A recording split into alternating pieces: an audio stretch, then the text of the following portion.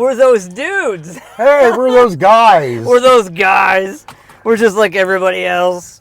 But we're not Zach Baggins of Ghost Adventures. We're here at Moonville Tunnel. And I stole my wife's car.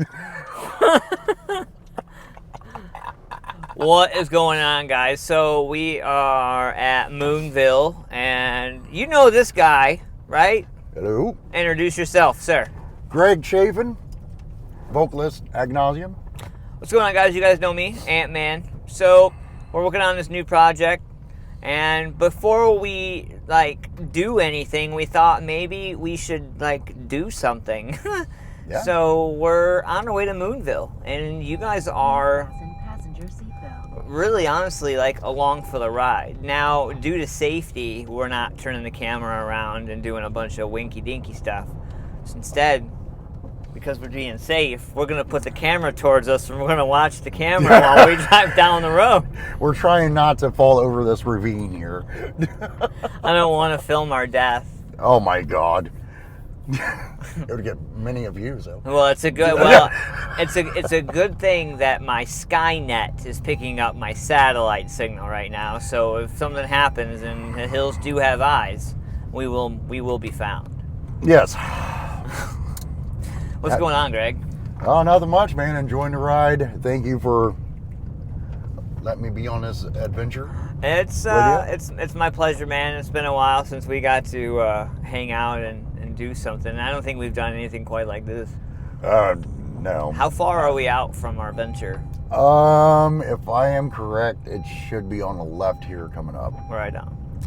So our new project, Raw Transmission. Now, I invited you in on this because I'm really excited about this project. This is kind of something that is focusing on men's mental health and what we've both been going through, but I think this episode is more important in ways to discuss why we're doing this. Exactly. What do you think? Yeah, I mean, and introduce ourselves, get behind the screen of, us, ourselves, too. So, men's mental health is so important. I don't think people take it seriously as they should.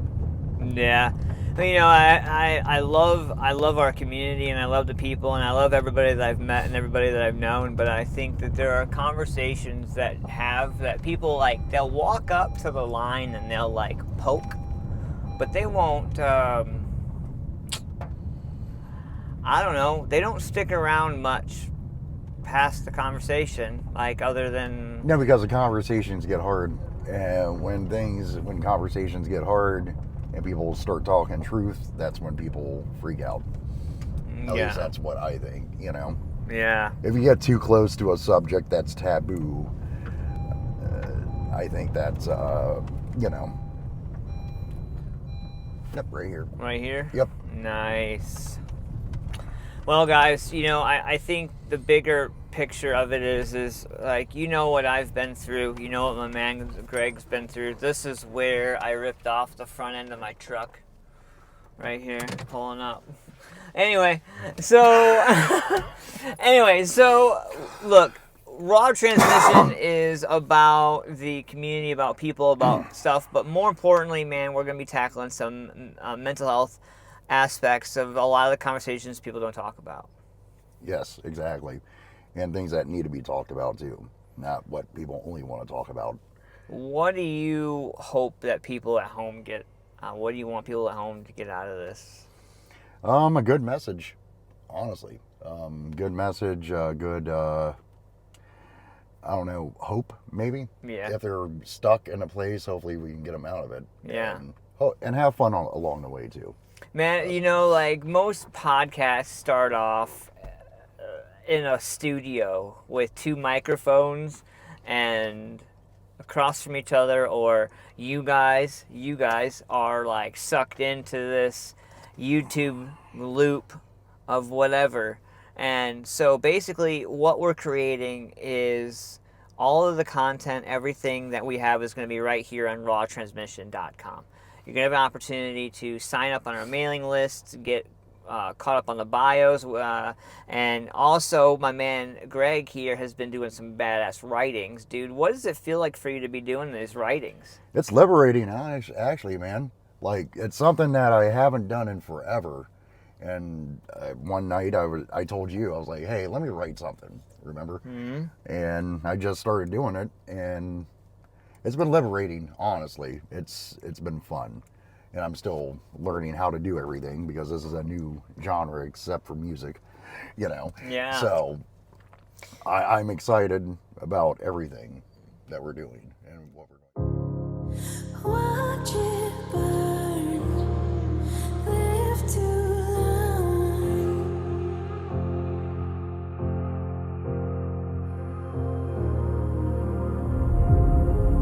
Watch it burn, live to learn.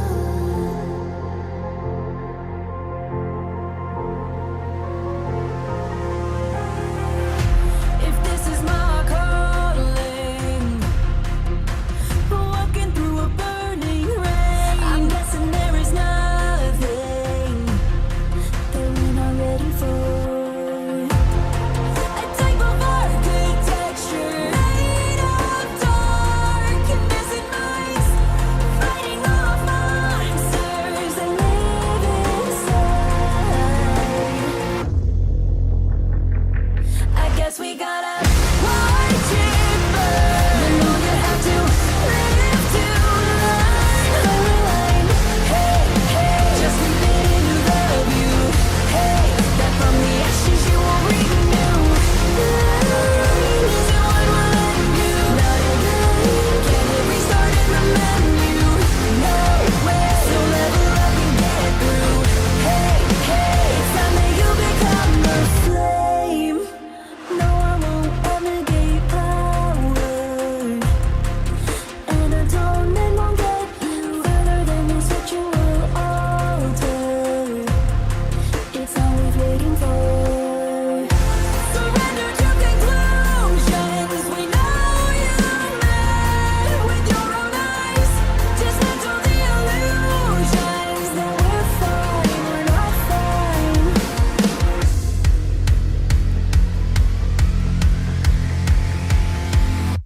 I guess we gotta watch it burn. You know you have to live to learn. Hey, hey, just admitting you love you. Hey, that from the ashes you will renew. Isn't what will end you. Not again. Can it restart in the menu? No way. So level up and get through. Hey, hey, it's time that you become a flame.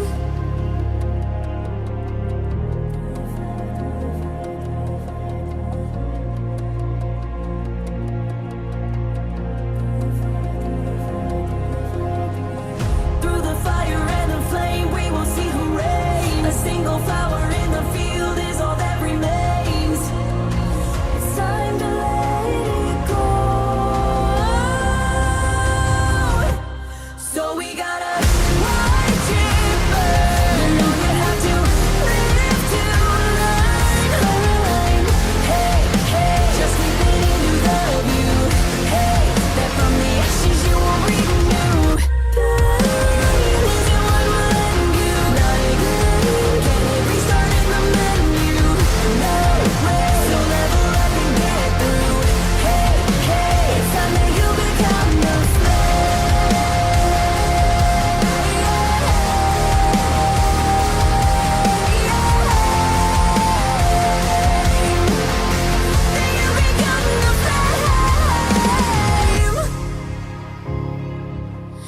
and watch it turn to flames.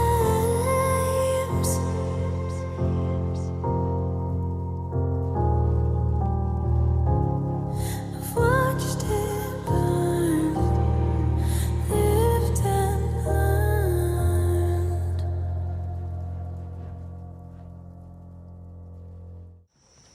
Man. Because over there is Moonville. Bro. Fucking mosquitoes are biting my ass right now. Yeah. Mosquitoes are definitely out. This is, Well, this is pretty cool, man. During the daylight. yeah.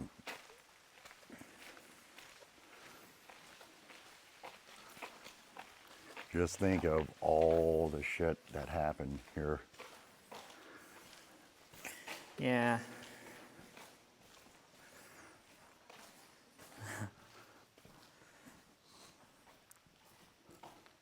Like there is a story of the brakeman, but he comes out at night. Have you ever heard of that story? No. There's a story of a brakeman, and I guess back in the 1800s, they were coming down this way. And what brakemen used to do was hop on top of the trains and things and had to press the lever of the brakes. Well, supposedly the story goes, he got his head chopped off coming through this bridge. And at night, sometimes at night, you can see a lantern. One time when I was out here, I believe I caught.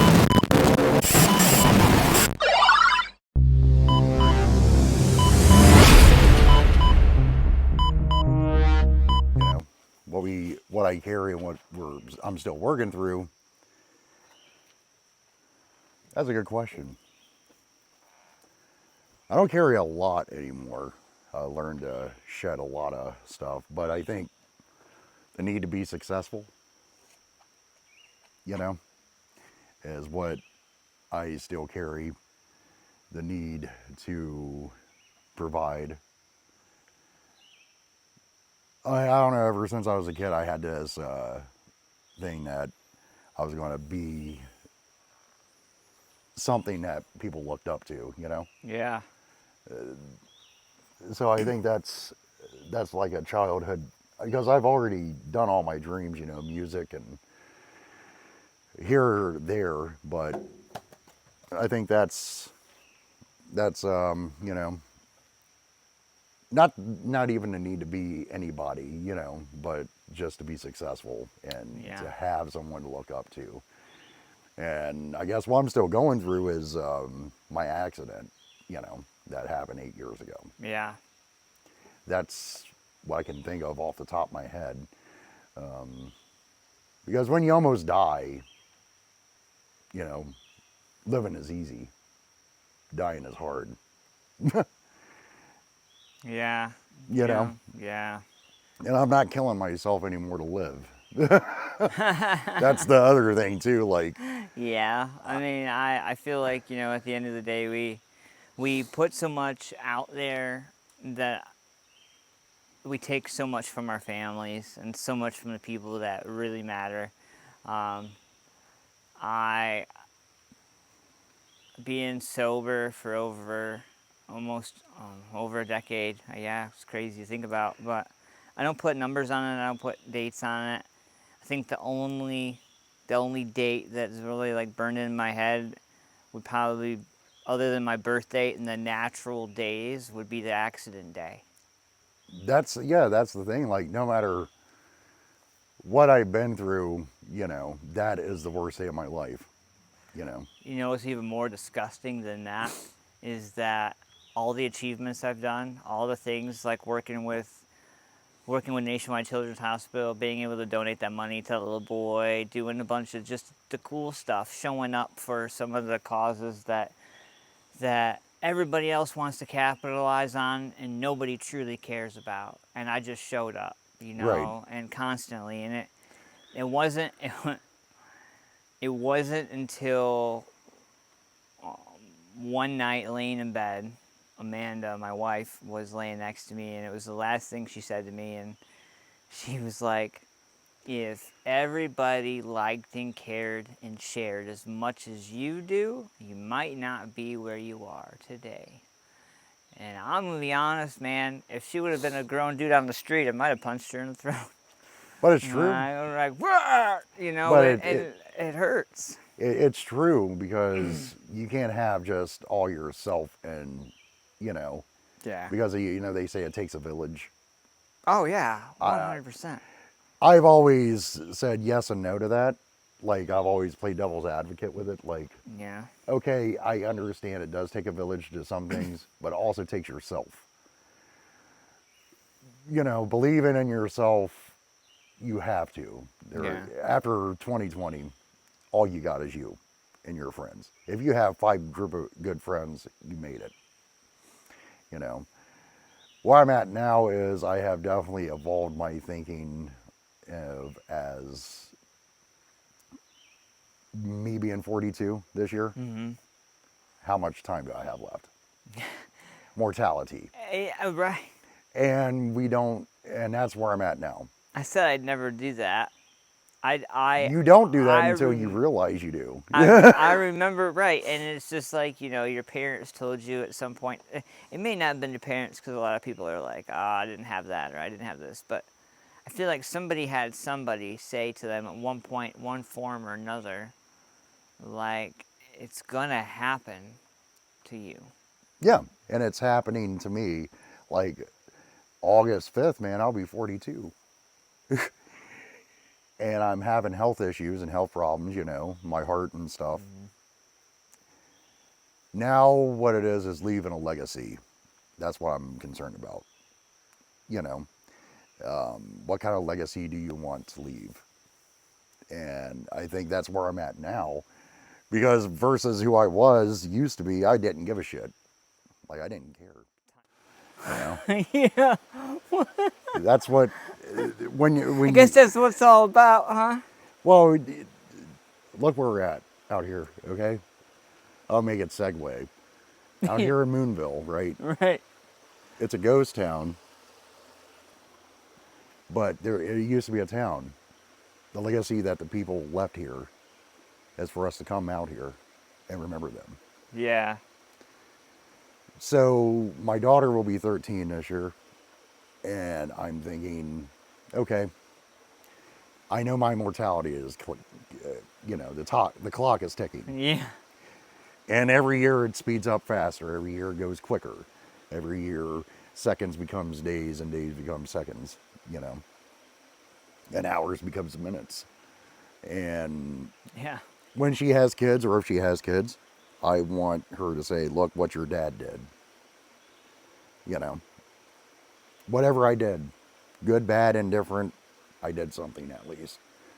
Because when you're dead and you're buried, cremated, whatever, I heard something that really spoke to me.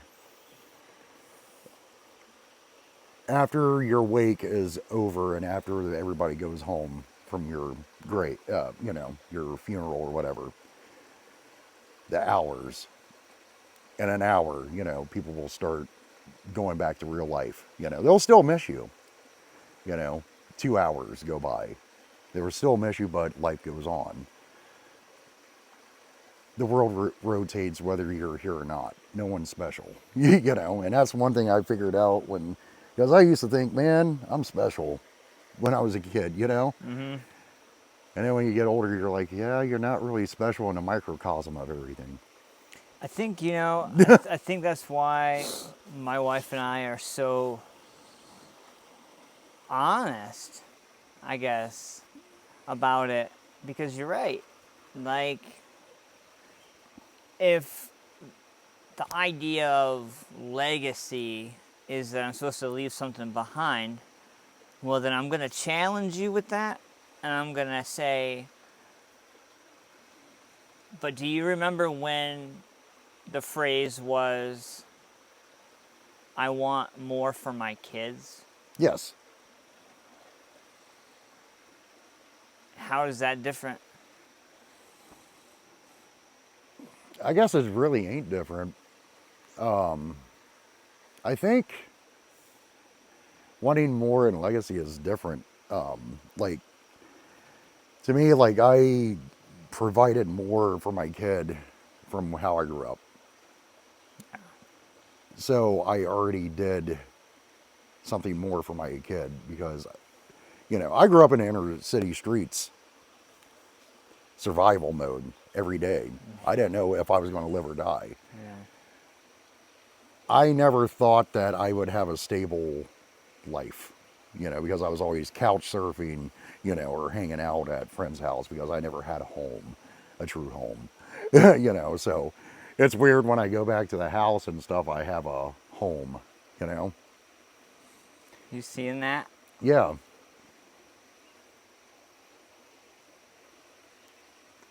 That's pretty amazing. Wow. That's pretty amazing. It's hanging around us. It's really hanging Love out, that. man. Well, that's cool though. So I think I don't think home is exactly home. It's where your mental state is. Because if you're not good here, you're not good here. Yeah, I came up single family, single kid. I met my stepsister when I believe vaguely, like she was 16. I may have been 7 or 8. And like my dad was a Vietnam vet. So there's a lot of stuff I saw that I didn't quite get, didn't understand coming up. And it's hard not to fly around or like freak out because there's so many of them coming around all of a sudden. You notice that? There's like 3 or 4 of them around us right now. Like 4 or 5 butterflies just flying around right now. Well, that's awesome. It's hard not to be distracted. Yeah. They're really beautiful. I don't get to see that stuff in Columbus. Anyway. You get to see moths in Columbus. That's right. Yeah, right. And police choppers. Yes. The Mothman. No, but seriously though, like, my upbringing didn't change for me until my parents got divorced. And when my parents got divorced, in my own mother's words, I'll never forget, like, and I quote, like, it's time for me to sow my wild oats. That is like the most iconic book, fucking word, phrase, anything. If you were gonna pick anything out of a Cracker Jack box when you were 7 years old as a prize, it would be that saying. Yeah. And I was like, at that time, I was like, because I was a very supportive son. Yeah, Mom, whatever that means. Like, yeah. Right. Yeah. Like, I didn't realize that was going to entail more dudes in my 1-bedroom apartment than I had underwear in my drawer. Well, yeah. I didn't know that was going to equate to $5 on the dresser for lunch money. And going by the 1-bedroom because I have to sleep on a pull-out couch and seeing fucking 4 feet, not 2, sticking out the bottom of the bed. Right. And there's like, so, some gun violence, some drug abuse. My parents died, my best friend died when I was 19.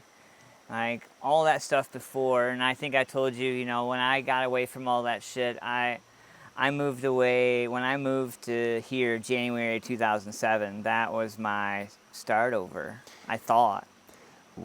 Well, it is, and... Was it though? Well, yeah, it is, because, like me, dude, like, I always thought it was weird because I was never close to my family. Yeah.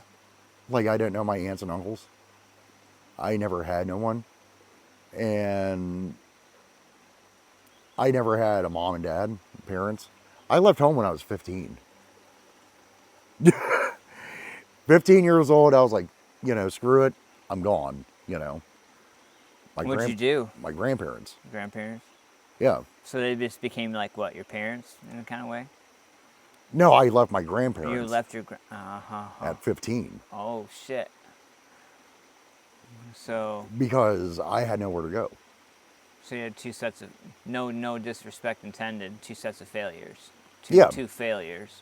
Two out the gate. Yeah, exactly. So when Woo. When that's a big boy. When my friends had their mom and dad, I had this jealous, like, rage, or, I don't even know if it was jealousy. It was just like, man, I would like to have that, but I never had a dad. Yeah. me and my mom's, through situations not of her own, but through situations of other people, I should say, relationship was damaged. But thank God it's good now. You know, I'm glad me and my mom have a perfect relationship now. Better than it would have been when I was younger. So Yeah. I appreciate it now as I'm older, because I see it. Fair. But, I never had uncles, aunts teach me anything. Everything I taught is myself. And I grew up in the punk rock era, too, where your friends are your family. With letter 33, you don't have to be blood to be family. Oh, well, yeah, but I mean, you're also talking about, and forgive me if I'm wrong, but I feel like you're talking about a scene that is not that anymore. So, like, I guess I feel you when you say you're frustrated. Oh, yeah. Oh, yeah, definitely. So you have multiple frustrations to be frustrated about. Yeah. Well, I mean, when you're a kid, you should look up to your parents. Yeah. I never had that opportunity. So that's where the frustration part comes in. So when something bad does happen, like as me as a parent, I don't know how to deal with that. So it's frustrating to me. And it's frustrating of when my kid's like, well, how was where's, on my side, my dad, Mm-hmm. And I have to tell my kid, I don't know. Bro, so, man, like, that's a real talk right there. I one hurts don't know. me. Yeah, it hurts me. Because I don't know who Yeah. he is. I've never met the dude. Yeah. I don't even know the name. Only know the last name.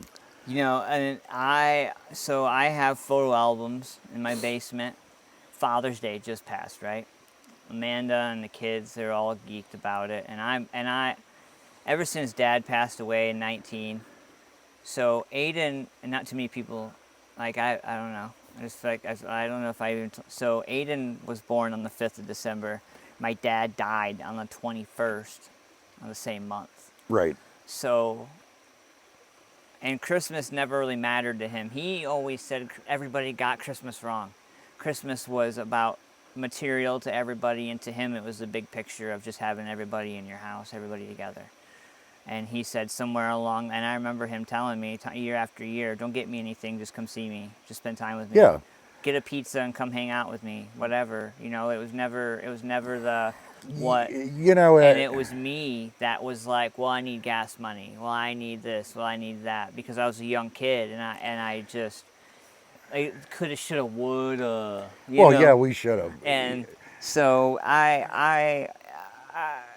you not coming from that, and me coming from a point where it was like I felt like I couldn't relate to him. So I guess in a way he wasn't there. I mean, he was there, But not there mentally. but not there. And then being a Vietnam vet. Oh, yeah. He had my first call experience with 911 was when I was 8. My dad had a full-blown seizure in the front yard. The thing I that think it was Agent Orange related, and that was what started all his health issues. And the thing that ad nauseum is working with Mission 22. Mm-hmm. Great charity. People should go up and look them out. Mission22.com. One thing that I did not know: veterans commit suicide 22 seconds. Every 22 seconds, we lose a vet. I did not know that until I started working with these guys. And what is it? Every 8 seconds, men commit suicide that are not veterans. Because it's stuff that we hold in. Because we're forced to hold in by, the world, about TV. We're supposed to be John Wayne type people, I'm just gonna be from my perspective, going to meetings. I tried to commit suicide 3 times while I was trying to get sober, while I was trying to get clean, and it was all workers' comp related. I didn't go out and search for baggies. I didn't have to. Doctors were like, "What do you need? There you go." Oh yeah, the first drug I ever had was not a pill, was not a joint, it was alcohol. Alcohol, I used to drink like a fish before I ever touched a pill, before I ever touched, powder, substance, whatever. Alcohol is the gateway drug. It really is. And I know we have this romantic, you know, thing about alcohol in America, that it helped shape America. It didn't. It made us become addicts.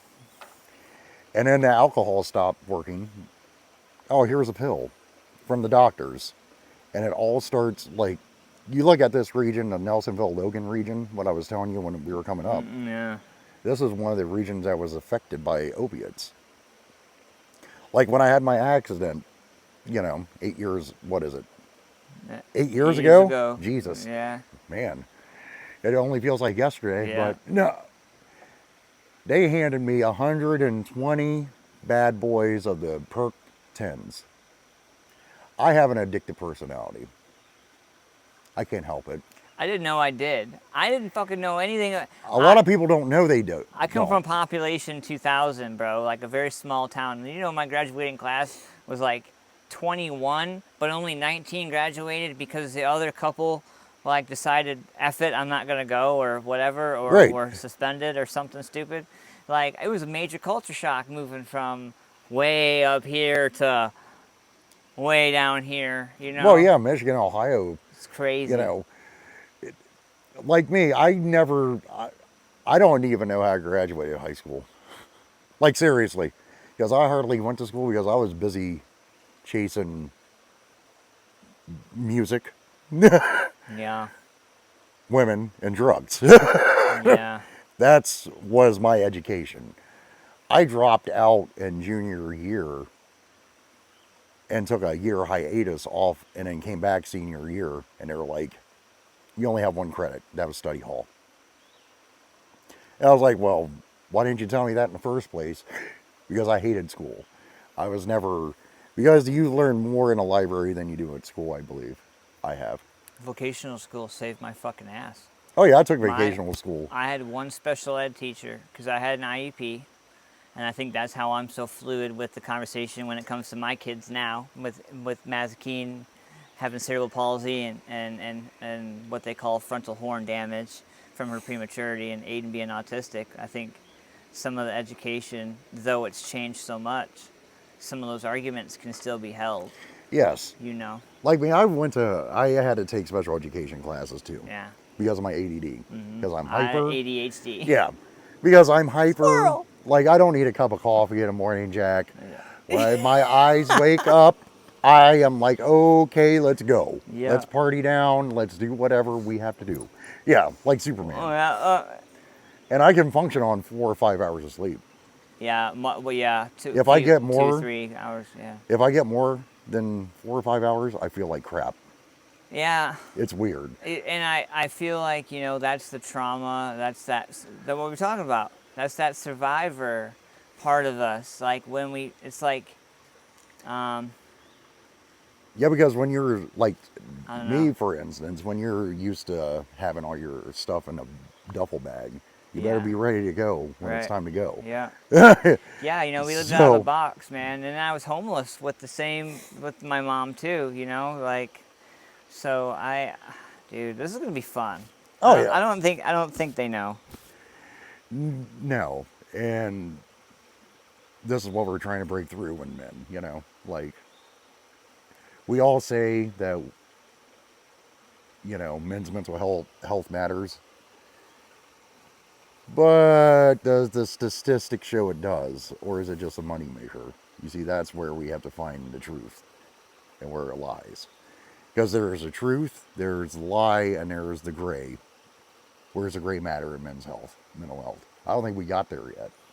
I in just don't America. understand. Like, so because we have a day and a month for everything, we have to have a day and a month for men's mental health, but it is one of the less talked about things. I feel like it's only talked about when there's like a financial value behind it, because Well, it is. how much money does it cost them to promote and talk about men's health? We're doing it for free. How much do you think that it costs Me and you are disabled, so we're probably, unfortunately, like many other people, gonna fight for disability and all other shit here real soon. It's just gonna get real Oh yeah. cool, real And I've already soon. been denied for your disability for twice. Yeah. So So right, and the state of Ohio is real slow with a lot of things, and like that's no BS. Like the thing is like how much did they spend on advertising, and how much do we spend as fathers, and what cost can we put on our wives, our family members, the people that, you may not have had anybody then, but you got somebody now. Exactly. You got two people now. that's why I say the childhood and the boy, the boy and the man is different now. What happened in your childhood, as you get older, it lessens because it doesn't define who you are now. It doesn't define me. I'll tell you what defines me: my family, and me showing up every day if I don't want to. At work? Structure, I Yeah. feel like this just comes down to a structure that I never had. Exactly, me too. And it's all new. It's brand new to us. Yeah. Because we never had it. At And we're 40, learning. and that's, how, and I think that is the part that men don't like. I should have known that sooner. Like, yeah, but in the same breath, we also teach our kids it's okay that you didn't get it. Get up, get back on it. But as men, we forget somewhere along the line. Like, it's okay that we're not okay. Yeah, because we forget ourselves. Right. Because I think we have to play Superman, Batman, Robin. Yeah. Depending on what day it is. Dude, I'll never forget, man. I went out to dinner with the kids, and I was just goofing around, man. And me and Amanda and the kids went out, and we ordered Chinese food. We were gonna go out, but it was fucking raining, and everybody, like, went. Oh, dude, I always joke about not leaving Ohio because I don't need a passport. We live in London. Like, honestly, Right. like it's the UK here. We've never been to London. I don't need to go. Fuck, I'll just go to London, Ohio, and say, hey, look. To give me a British flag from Target and look. But things are so different, and I'm scared. I honestly, as a dad, because I know what I did, I know who I am, but I feel like there was a time where our family, our people that we know, were able to say they could reasonably say they knew the direction that we were gonna go. Like, we could say within 1% of a doubt, our kid's gonna maybe end up one of 5 places. Well, yeah. But now it's like, well, okay, where will my kid fit in? Where will my kid, like, and you start asking as a kid, a parent who has kids with disabilities, like, I remember what it was like for me. So I think that's why I so advocate so hard for them. You see, I've never been a popular guy. I've never been the cool kid. Imagine that. Yeah, yeah, me either. Hell, even Agnosium's not popular, but... I'm too little for most knee pads. That's why Yeah, I exactly. can't wear it. We don't get on the knees and kiss the ring. No, so to I love speak. wife though. Happy wife, happy life. I'll say Yes. But I don't think it even matters where they fit in, as long as they're comfortable with themselves now. Yeah. Like I tell Yeah. Emma all the time, like, don't fit in. Be your own person. that. Like, if your friends are doing whatever and you don't feel comfortable doing it, be the leader and be like, no, I'm going my own path. Yeah. No. Because me, I've always went my own direction, no matter if people liked it, people loved it, people hated it. I didn't care because I knew the path. And I knew eventually I would get there. Yeah. And I think sometimes just knowing the path and trying to get there, that's the fun of the part journey, man. Yeah. That's the part that differentiates from us when we were younger to now. Who we are then as to who we are now. The life, So who we were now versus who we are now? Yeah, I guess. Bro. That's kind of like a double-edged question, right? I don't even know how to really take that. I think two different people for sure, but that's the easy answer, right? That is the easy answer. But it's the truth, though. Because I think when you're younger, you're different, you know. I think when you're younger, honestly, like, the world becomes like your playground. And as you get older, you realize the world ain't your playground and you have responsibilities. You know, at least that's how I see myself. Because who I was about 15, 20 years ago is not the guy I am now. You know, I would have kicked that kid's butt. Yeah.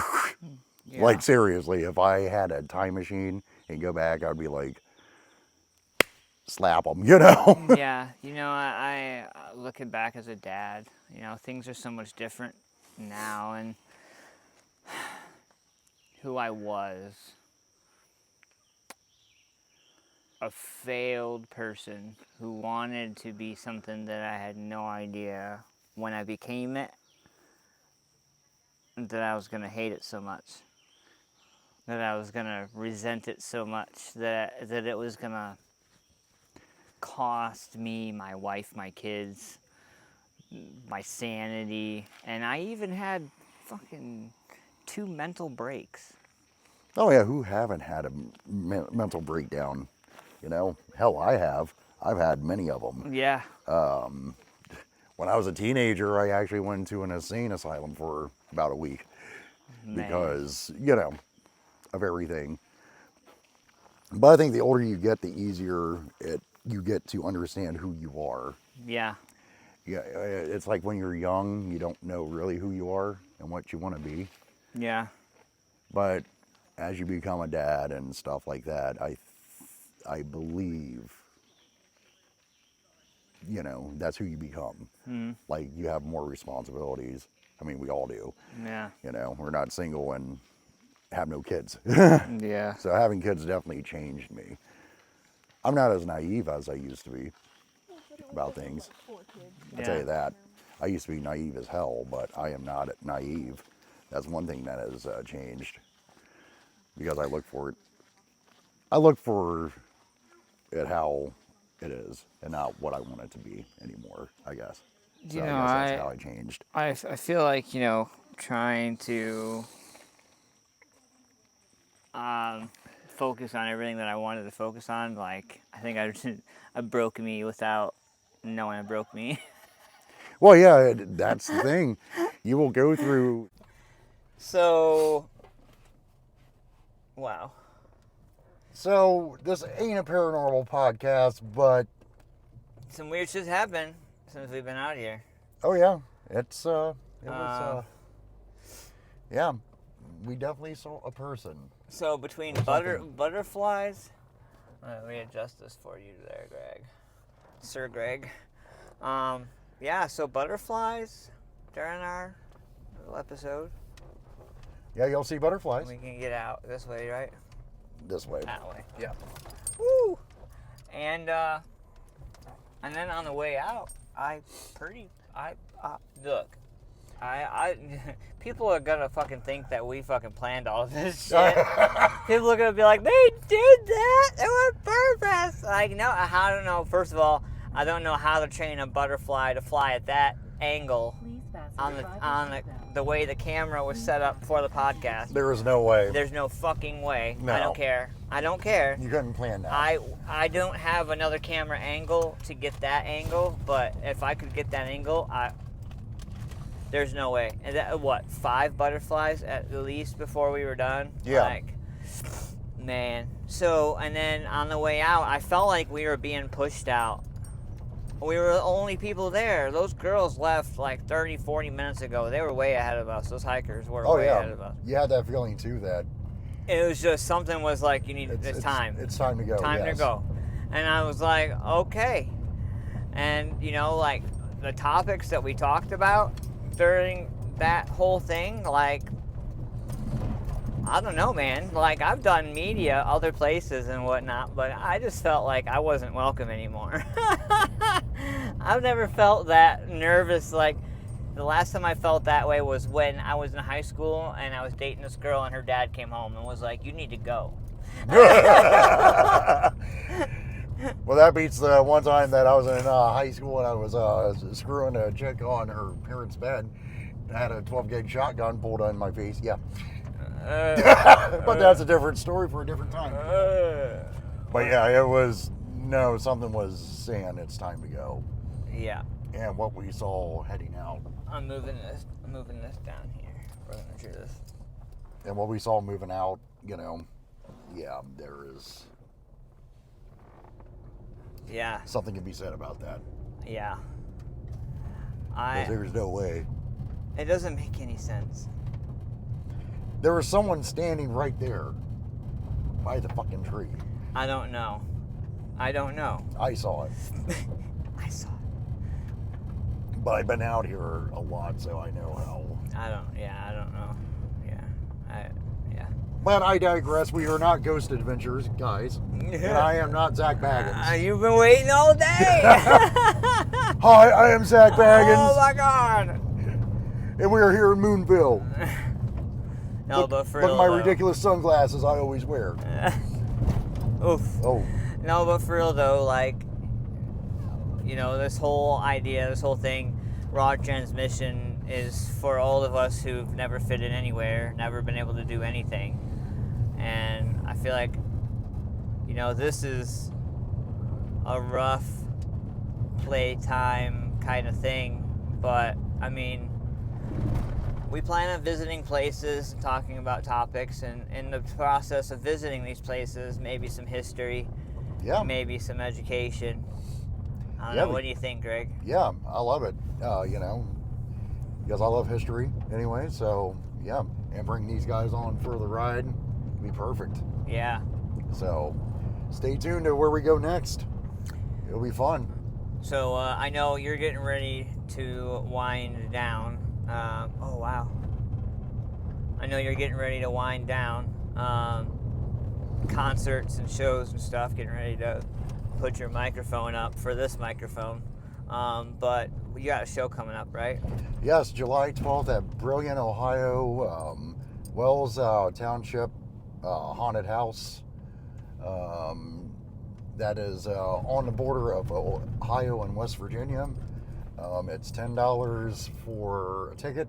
You can get them on sale right now. 2 stages, 11 bands, and that'll be it for Ad Nauseam for the summer. Because then in August we're going to go and record our EP. And then my career as a musician starting to wind down because I've been doing this since I was 18. So I'm 42 now, so I'm kind of trying to ease out, trying to find my escape plan. I feel that 100%. And plus I'm getting old and tired. Yeah. I feel that even more, 100%. Yeah, I think that having time to write and focus, like I've been writing the kids' book. I need to write a kid's book. No, you don't. Why not? No way. It would be funny. Uh, I'll probably get sued from the parents. I'm just thinking about how many boundaries it would cross. Wide-ranging lawsuits that I don't want to be attached to. So They wouldn't sue you, it would just be me. Well, it may or may not be on the website. Don't be offended if it's not. No. Disclaimer, Anthony Schaefer does not hold the views and opinions of Greg.